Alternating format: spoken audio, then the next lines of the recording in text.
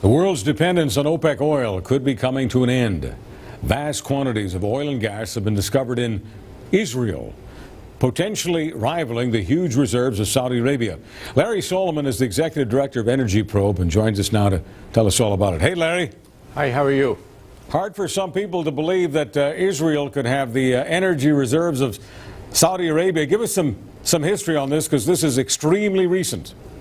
Well, Israel, as it turns out, sits on a lot of oil shale. The amount of recoverable oil from that shale is at least 250 billion barrels of oil. That's comparable to what Saudi Arabia has in its reserves. And it could be 500 billion barrels, half a trillion barrels of oil. There's now a concerted effort to get that oil out of the ground and to use that oil to destroy the OPEC oil cartel. Is it as easy to get the crude out of the Israeli ground as it clearly has been for decades, getting it out of Saudi Arabia? No, it requires new technology. The technology has to get the oil out of shale, out of rock. But an incredible team has been put together in Israel, and it includes a fellow called Vinegar, who is probably the leading authority in the world in shale oil extraction. He's working on this, and he's got high-powered people behind him, including people like Rupert Murdoch, Dick Cheney, and Baron Rothschild. Now, Larry, when I first was living in Alberta, and that was 3 decades ago, there was all this talk about the sands in northern Alberta.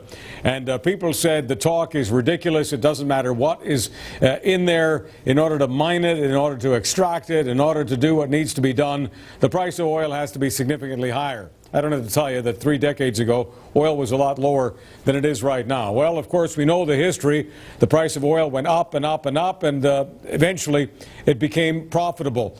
What's it like today? What's the forecast? How high does a price of oil have to go, a price of a barrel of oil, in order for it to be profitable to dig into that Israeli shale?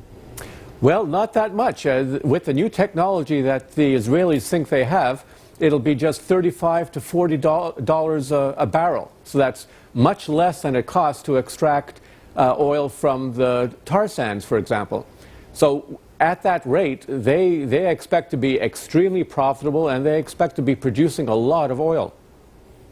Now, of course, in Western Canada, people understand that there's actually more gas than there is oil.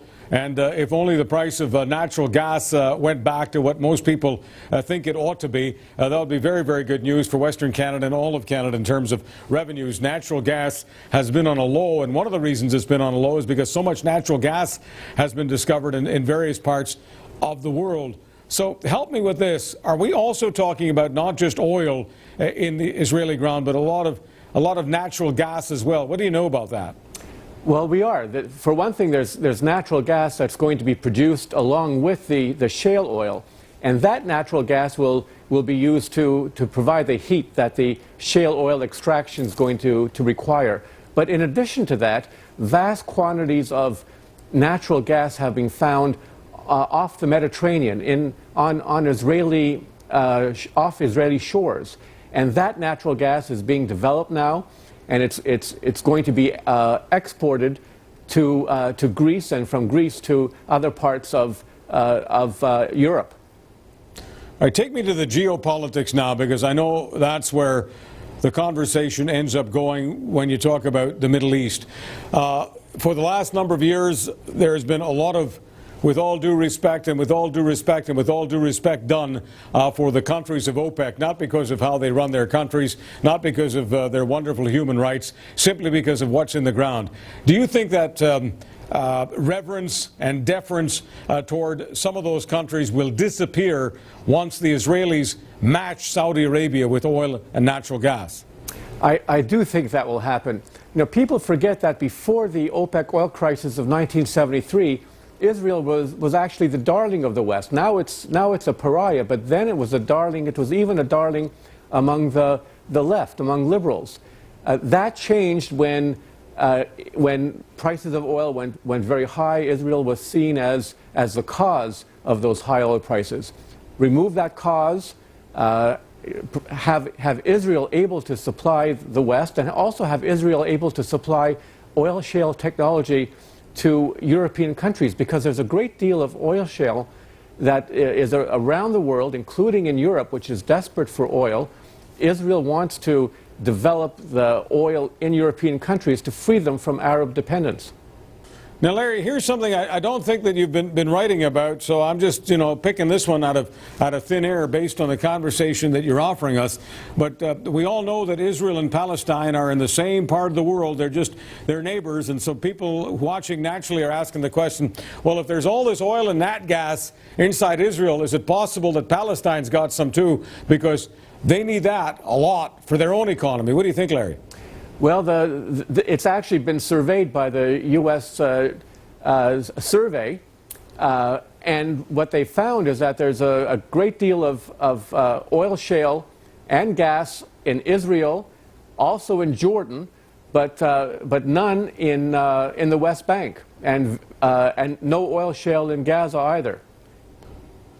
So as far as that's concerned, the Palestinians are left holding the bags, and the question then becomes, does it make it even more difficult for them with respect to Israel, an opportunity for Israel's economy to go way up, the Palestinian economy, relatively speaking, struggling? And I'm just wondering if all of that new oil and natural gas being discovered in Israel actually might animate those who are on the extreme side of politics just across the border from Israel and Palestine.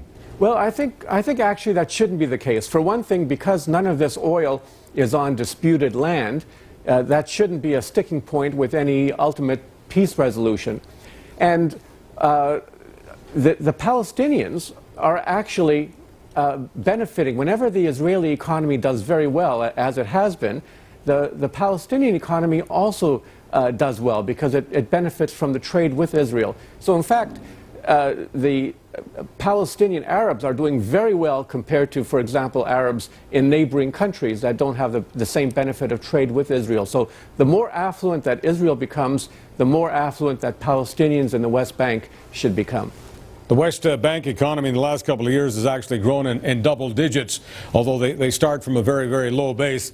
I guess you'd agree, and we just have a few seconds left here, that if you had the same government in Gaza that you do have in the West Bank, you'd have a much more buoyant economy in Gaza. Quickly, if you could, Larry. That's right. I agree entirely. And if peace ever came, then everyone in the region would prosper.